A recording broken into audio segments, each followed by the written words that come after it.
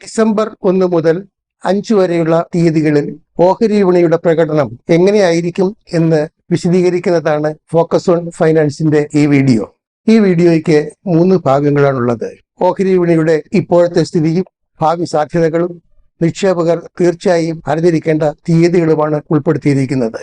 ആദ്യം വിപണിയുടെ ഇപ്പോഴത്തെ സ്ഥിതി എന്തെന്ന് പരിശോധിക്കാം. കഴിഞ്ഞ ഏതാനും മാസങ്ങളിൽ വിപണിയിൽ വലിയ തോതിലുള്ള തിരിച്ചടികൾ ഉണ്ടാകുന്നത് കണ്ടിരുന്നു. എന്നാൽ ആ തിരിച്ചടികൾ നേരിട്ടപ്പോഴൊക്കെ തന്നെ ഓഹരി വിപണി ലക്ഷ്യമിടുന്നത് സർവകാല ഔന്നത്യമാണെന്നും അത് നേടിയെടുക്കാൻ വിപണിക്ക് കഴിയുമെന്നും ഉള്ള ഉത്തമ വിശ്വാസം ഫോക്കസ് ഓൺ ഫൈനാൻസിലുണ്ടായിരുന്നു. ആ വിശ്വാസം കഴിഞ്ഞ ആഴ്ചകളിലെ പ്രിവ്യൂകളിൽ പ്രകടിപ്പിക്കുകയും ചെയ്തിരുന്നു. ഇപ്പോൾ ആ വിശ്വാസം യാഥാർത്ഥ്യമായിരിക്കുന്നു. സെൻസെക്സ്, നിഫ്റ്റി 2 വിലസൂചികകളും സർവകാല ഔന്നത്യം കൈവരിക്കുന്നതാണ് കഴിഞ്ഞ ആഴ്ച കണ്ടത്. സെൻസെക്സ് 86,055 പോയിന്റിലേക്കും നിഫ്റ്റി 26,310 പോയിന്റിലേക്കും ഉയരുന്നത് കണ്ടു. ഈ സർവകാല ഔന്നത്യം നിലനിർത്താൻ വിപണിക്ക് കഴിഞ്ഞില്ല എന്നത് യാഥാർത്ഥ്യമാണ്. അതിന് ചില കാരണങ്ങൾ ഉണ്ടായിരുന്നു. പ്രധാനമായും ഉണ്ടായ കാരണം വലിയ തോതിലുള്ള ലാഭമെടുപ്പാണ്. അതിനൊക്കെ പുറമെ വിപണി വലിയ തോതിൽ ഉയർന്ന സ്ഥിതിക്ക് ഏത് നിമിഷവും ഒരു പിന്മാറ്റം ഉണ്ടാകാമെന്ന് നിക്ഷേപകർ ഭയന്നു. ഈ ഭയവും വിപണിയുടെ മടുപ്പിന് കുറച്ചൊക്കെ കാരണമായി. ഇതിനൊക്കെ പുറമെ വാരാന്ത്യത്തിൽ ഒരു കൺസോളിഡേഷൻ എന്നോ അതല്ലെങ്കിൽ ഒരു കറക്ഷൻ എന്നോ വിളിക്കാവുന്ന തരത്തിലുള്ള ഒരു പിന്മാറ്റം വിപണിയിൽ കാണപ്പെട്ടു. ഇതും വാരാന്ത്യത്തിന്റെ വിലയിടിവിന് ഒരു പരിധിവരെ കാരണമായിട്ടുണ്ട്. എന്നാൽ ഇത് താൽക്കാലികമാണ്. വിപണി മുന്നേറാനുള്ള ഒരു രീതിയിൽ തന്നെയാണ് ഇപ്പോഴുള്ളത്. അതായത് വലിയ തോതിലുള്ള മുന്നേറ്റമാണ് വരും ദിവസങ്ങളിലും പ്രതീക്ഷിക്കുന്നത്. വിപണി വലിയ തോതിൽ മുന്നേറുമെന്ന പ്രതീക്ഷ തന്നെയാണ് ഇപ്പോഴുള്ളത്. ഇത് ഡിസംബറാണ്. ഡിസംബറിലെ ആദ്യ വാരത്തിലേക്കാണ് കടക്കുന്നത്. കഴിഞ്ഞ ഒരു 10 വർഷത്തെ ചരിത്രമെടുത്താൽ 6 ഡിസംബറുകളിലും വിപണിക്ക്, പ്രത്യേകിച്ച് നിഫ്റ്റിക്ക് നേട്ടമാണ് ഉണ്ടാക്കാൻ കഴിഞ്ഞത്. നിഫ്റ്റി മിഡ് ക്യാപ് ഇൻഡെക്സ് 7 ഡിസംബറുകളിൽ മുന്നേറ്റം രേഖപ്പെടുത്തി. നിഫ്റ്റി സ്മോൾ ക്യാപ് ഇൻഡെക്സ് ആകട്ടെ 8 ഡിസംബറുകളിലും മുന്നേറ്റമാണ് രേഖപ്പെടുത്തിയത്. ഈ പശ്ചാത്തലത്തിൽ സ്വാഭാവികമായും ഈ ഡിസംബറിലും, അതായത് ഈ മാസവും വിപണി നല്ല നേട്ടം കൈവരിക്കുമെന്ന പ്രതീക്ഷയാണുള്ളത്. ഇതിനു പുറമെ ഈ മാസം അവസാനം ഡിസംബറോടുകൂടി ഒരു സാന്റാക്ലോസ് റാലിക്കുള്ള സാധ്യതയും കാണുന്നുണ്ട്. അങ്ങനെ എല്ലാം കൊണ്ടും സഹായകമായ ഒരു കാലാവസ്ഥയാണ് ഇപ്പോൾ വിപണിയിലുള്ളത്. മുന്നേറ്റത്തിന് സഹായകം ആകുന്ന മറ്റു ചില കാരണങ്ങളിൽ ഒന്ന്, നിക്ഷേപകർക്ക് വിപണിയിൽ വലിയ തോതിൽ വിശ്വാസം വീണ്ടെടുക്കാൻ കഴിഞ്ഞിട്ടുണ്ട് എന്നതാണ്. തിരിച്ചടികളും തിരുത്തലുകളും ഒക്കെ ഉണ്ടായപ്പോൾ നിക്ഷേപകർക്ക് വലിയ നിരാശ നേരിടേണ്ടി വന്നു. അവരിൽ പലരും വിപണിയിലെ വിശ്വാസം നഷ്ടപ്പെട്ട് പിൻവാങ്ങുന്നതും കണ്ടിരുന്നു. എന്നാൽ ഇപ്പോൾ വിപണി സർവകാല ഔന്നത്യം കൈവരിച്ചതോടെ അവർക്കൊക്കെ വിപണിയിൽ വിശ്വാസം വലിയ അളവിൽ തന്നെ വീണ്ടെടുക്കാൻ കഴിഞ്ഞിട്ടുണ്ട്. അവരൊക്കെ തന്നെ വരും ദിവസങ്ങളിൽ വിപണിയിലേക്ക് എത്തുമെന്നാണ് പ്രതീക്ഷിക്കുന്നത്. അങ്ങനെ അവർ വിപണിയിലേക്ക് എത്തുകയാണെങ്കിൽ ഇപ്പോൾ ലാർജ് ക്യാപ് ഓഹരികളിൽ മാത്രം ഒതുങ്ങിയ വിലക്കയറ്റം മിഡ് ക്യാപ് ഓഹരികളിലേക്കും സ്മോൾ ക്യാപ് ഓഹരികളിലേക്കും വ്യാപിക്കുമെന്ന് പ്രതീക്ഷിക്കുകയും ചെയ്യാം.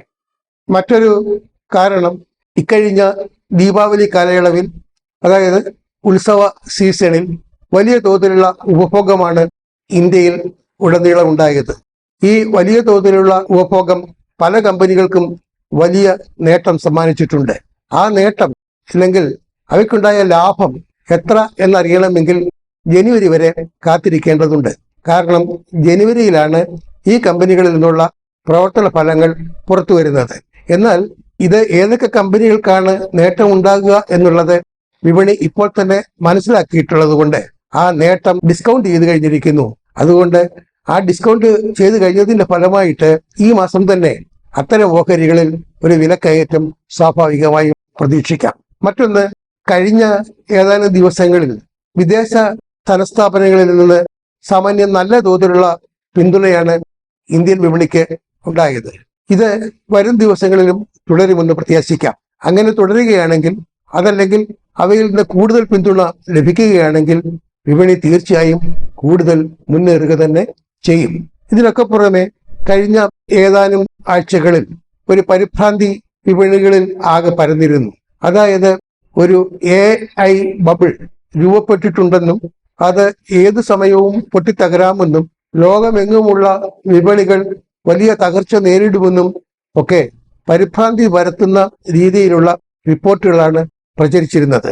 എന്നാൽ ആ പരിഭ്രാന്തി പരത്തുന്ന റിപ്പോർട്ടുകൾക്കൊന്നും അടിസ്ഥാനമില്ലായിരുന്നു എന്നിപ്പോൾ തെളിഞ്ഞു കഴിഞ്ഞു. അതിനാൽ അതൊക്കെ നിക്ഷേപകർ മറക്കാൻ തുടങ്ങിയിരിക്കുന്നു. അതിന്റെ പ്രതിഫലനവും വരും ദിവസങ്ങളിൽ വിപണിയിൽ പ്രതീക്ഷിക്കാം. മറ്റൊന്ന്, വലിയ തോതിൽ ഷോർട്ട് പൊസിഷനുകൾ കവർ ചെയ്യാൻ ബാക്കി നിൽക്കുകയാണ്. ഇങ്ങനെ ഷോർട്ട് പൊസിഷനുകൾ കവർ ചെയ്യാൻ വിദേശ ധനസ്ഥാപനങ്ങൾ മുന്നോട്ട് വരുമ്പോൾ സ്വാഭാവികമായും വിപണിയിൽ വിലക്കയറ്റം അനുഭവപ്പെടും.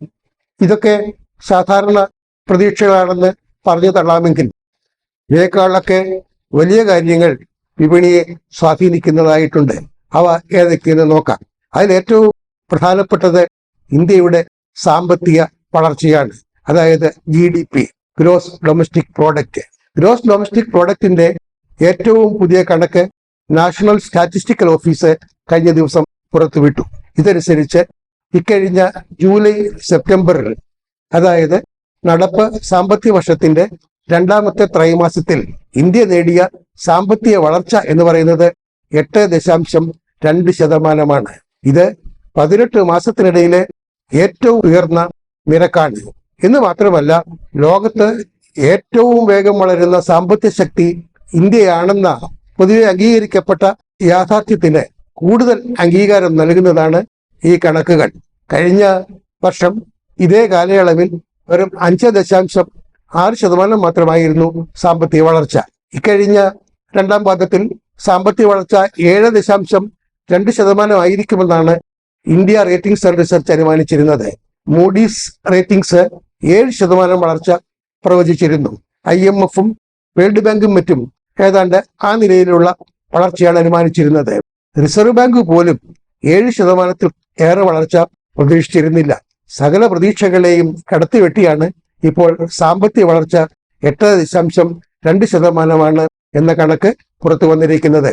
ഇത് തീർച്ചയായും വിപണിക്കും നിക്ഷേപകർക്ക് പൊതുവെയും വലിയ പ്രതീക്ഷ നൽകുന്നതാണ്. ഇനി മറ്റൊരു വലിയ സംഭവം എന്ന് പറയുന്നത്, റിസർവ് ബാങ്ക് ഓഫ് ഇന്ത്യയുടെ മോണിറ്ററി പോളിസി കമ്മിറ്റി ഡിസംബർ 3 യോഗം ആരംഭിക്കുകയാണ്.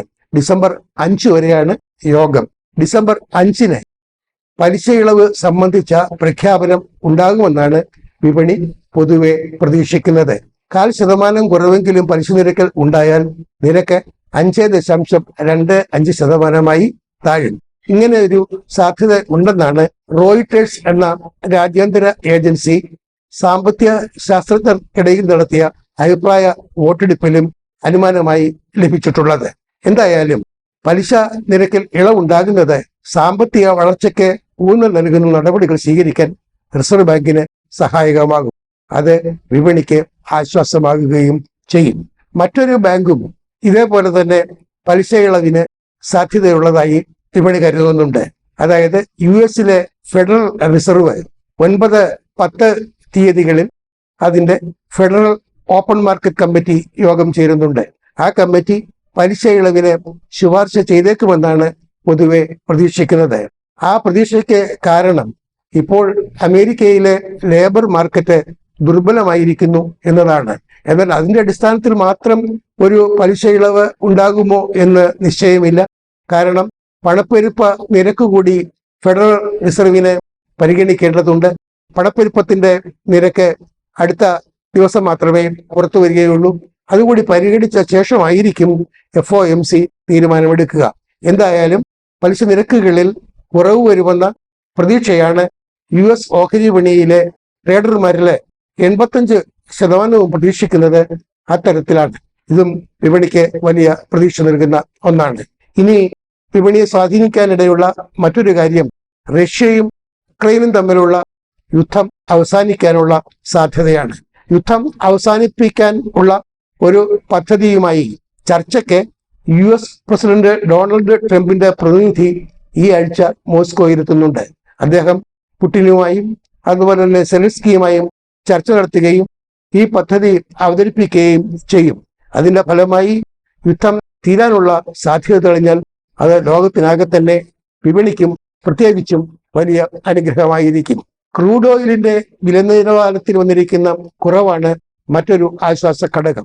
രാജ്യാന്തര വിപണിയിൽ ക്രൂഡ് ഓയിലിന്റെ വില ബാരലൊന്നിന് 62.17 ചുരുങ്ങിയിരിക്കുന്നു. വരും ദിവസങ്ങളിൽ വില ഇനിയും കുറയുമെന്നുള്ള പ്രതീക്ഷയാണ് നിലനിൽക്കുന്നത്. വരുന്ന ഞായറാഴ്ച ഒപെക്കിന്റെ ഒരു സമ്മേളനം ചേരുന്നുണ്ട്. അതിൽ ഉൽപാദനം വർദ്ധിപ്പിക്കാനോ വില കുറയ്ക്കാനോ തീരുമാനം ഉണ്ടാകുകയാണെങ്കിൽ അതും വിപണിക്ക് വലിയ നേട്ടമാകും. പ്രത്യേകിച്ച് ഇന്ത്യയെപ്പോലുള്ളൊരു വികസന വിപണിക്ക് അത് വലിയ നേട്ടമാകും. കാരണം ഇന്ത്യയുടെ ഇറക്കുമതി ചിലവിൽ ഏറ്റവും കൂടുതൽ പങ്ക് എണ്ണയ്ക്ക് വേണ്ടിയാണ്. എന്ന് മാത്രമല്ല, എണ്ണയ്ക്ക് വേണ്ടി വലിയ തോതിൽ ഡോളർ ചെലവിടേണ്ടി വരുമ്പോൾ രൂപ കൂടുതൽ ദുർബലമാകുകയും ചെയ്യുന്നുണ്ട്. ഇതിലൊരു പരിഹാരവും കൂടിയാണ് എണ്ണ വിലയിലുണ്ടാകുന്ന കുറവ്. ഇന്ത്യയും US തമ്മിലുള്ള വ്യാപാര കരാറിനുള്ള സാധ്യത കൂടുതൽ തെളിഞ്ഞിരിക്കുന്നു എന്നതും വിപണിക്ക് വളരെ ആശ്വാസകരമായ ഒന്നാണ്. ഈ മാസം തന്നെ ഒരു കരാർ സാധ്യമാകും എന്ന പ്രതീക്ഷയാണ് നിലനിൽക്കുന്നത്. ഉദ്യോഗസ്ഥ തലത്തിലുള്ള ചർച്ചകളിൽ ഏതാണ്ട് അന്തിമ തീരുമാനങ്ങളൊക്കെ ആയി കഴിഞ്ഞു എന്നാണ് അറിയുന്നത്. ഇനി രാഷ്ട്രീയ തീരുമാനമാണ് ഉണ്ടാകേണ്ടത്. അതിന് പ്രസിഡന്റ് ട്രംപും പ്രധാനമന്ത്രി മോദിയും തമ്മിലോ അതല്ലെങ്കിൽ മന്ത്രിതലത്തിലോ ഉള്ള ചർച്ചയാണ് ആവശ്യം. അതുകൂടി കഴിഞ്ഞാൽ ട്രേഡ് ഡീൽ പ്രഖ്യാപിക്കുമെന്നാണ് പ്രതീക്ഷിക്കുന്നത്. ഇതിനൊക്കെ പുറമെ വിപണി വലിയ പ്രതീക്ഷയോടെ ഉറ്റുനോക്കുന്ന ഒന്ന് ഇന്ത്യയിലെ മ്യൂച്വൽ ഫണ്ടുകളുടെ കൈവശമുള്ള പണമാണ്. ഇന്ത്യയിലെ മ്യൂച്വൽ ഫണ്ടുകളുടെ പക്കലുള്ള പണം 2.09 ലക്ഷം കോടി രൂപയാണ്. ഇത്രയും കോടി രൂപയിൽ നല്ലൊരു പങ്ക് തീർച്ചയായും വിപണിയിലേക്ക് ഒഴുക്കാനുള്ളതാണ്. ഇത് എന്നുണ്ടാകും എന്നുള്ളതിനെ ആണ് വിപണി ഉറ്റുനോക്കുന്നത്. തീർച്ചയായും അത് വിപണിയിൽ എത്തേണ്ട പണമാണ്. അത് എത്തുക തന്നെ ചെയ്യും. അത് വിപണിക്ക് വലിയ പ്രചോദനമാകുകയും ചെയ്യും. ഇതൊക്കെയാണെങ്കിലും ചില നെഗറ്റീവുകൾ കൂടി നമ്മൾ കണ്ടില്ല എന്ന് വെക്കാൻ പാടില്ല. അവയിൽ ഒന്ന് രൂപയുടെ മൂല്യത്തകർച്ചയാണ്. രൂപയ്ക്ക് വലിയ തോതിൽ മൂല്യത്തകർച്ച ഉണ്ടായിട്ടുണ്ട്. എന്നാൽ ഈ മൂല്യത്തകർച്ച പരിഭ്രാന്തിക്ക് കാരണമാകേണ്ടതല്ലെന്ന് ആണ് Reserve Bank of India governor Sanjay മൽഹോത്രയുടെ അഭിപ്രായം. അദ്ദേഹം പറയുന്നത് ഇത് സ്വാഭാവികമായ ഒരു തിരുത്തൽ മാത്രമാണ്.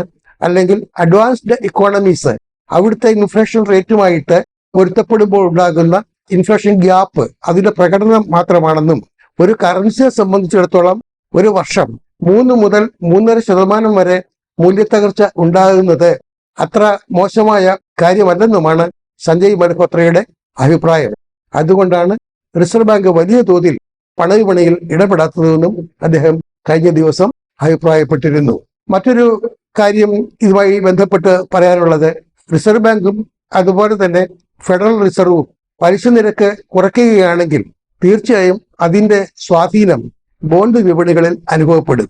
ബോണ്ട് വിപണികളിൽ അതിന്റെ സ്വാധീനം അനുഭവപ്പെടുക എന്ന് പറയുമ്പോൾ ഫലത്തിൽ രൂപ കൂടുതൽ കരുത്താർജിക്കുകയായിരിക്കും ഫലം. മറ്റൊരു നെഗറ്റീവ് എന്ന് പറയുന്നത് ഇന്ത്യയും അമേരിക്കയും തമ്മിലുള്ള ഈ വ്യാപാര കരാറിൽ ഒപ്പിടുന്നതിലുള്ള താമസമാണ്.